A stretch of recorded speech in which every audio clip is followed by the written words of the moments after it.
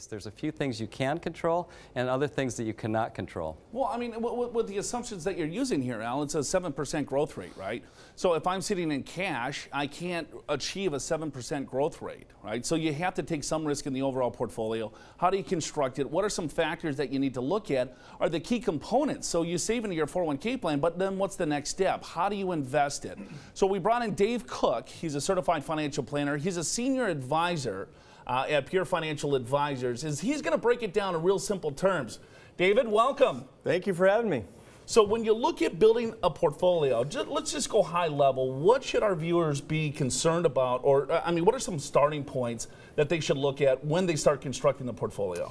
Yeah, well, you mentioned procrastination and you mentioned, target rates of return. If you are, say, in the 25% tax bracket right now and you assume a 3% rate of inflation, you need to earn 4.75 just to be even.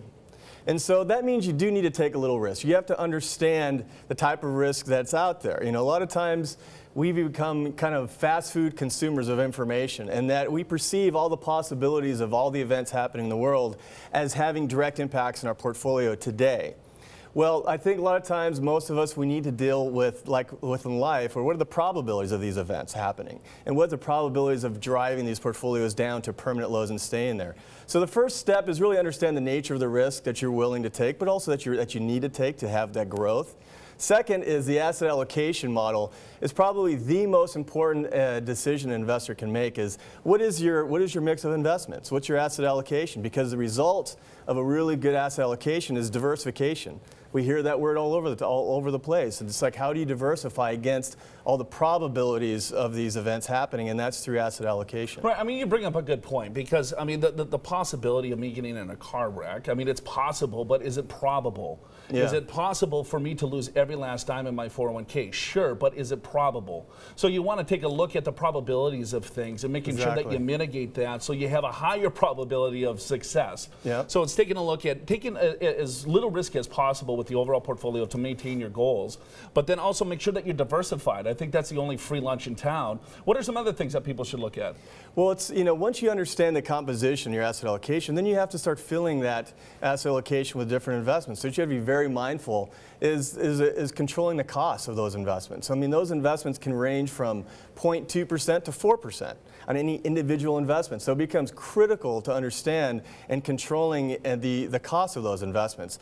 And a lot of times, if I'm talking with a client and they've got some sort of investment they don't understand, if they can't explain to me the structure of the fees that they're paying, they probably shouldn't own that. Well, I mean, if you take a look at the lack of transparency, right? So a lot of individuals have a portfolio, but probably 1 or 2% actually know the internal cost, the fees, and the construction of that overall portfolio. Because if you have a 2% cost in your fund or whatever investment that you choose, that's a huge drag on your overall return.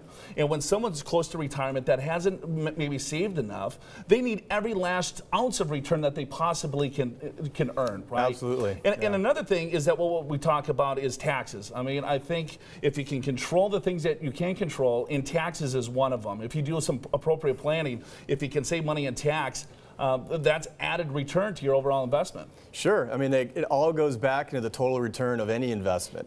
It's, we talk about municipal bonds, Roth IRAs, different things that have a much better tax efficiency, and that becomes return back into your pocket. So understanding the tax code of what's happening, understanding how to make sure that when you do need to start taking an income stream in retirement, that's tax efficient. You know what sort of income you need, but you also know how it's going to be taxed. Because that's one thing I think we understand is, we are taxed in everything that we do. And if you could save just a little bit, that's going to put extra dollars back in your pocket for sure. Yeah, so just kind of wrapping things up here is that, all right, you want to control the risks, right? That's something that you can control. Yep. How much money you have in stocks and bonds or cash or whatever. Then you want to take a look at diversify. Don't try to pick one stock or time the markets. You want to make sure that you have multiple investments over several different areas. Then you want to control the cost, right? If I can control and save a couple of % on my fees and costs, and then go ahead and do some tax planning, hire Big Al to help me out with this. All right, now you can control the things that you can control, and that is the big component here, because then you control your head, right? When things get a little bit shaky out there, markets are at all-time highs, we're seeing some volatility. You want to make sure that you follow these simple steps to have a successful retirement.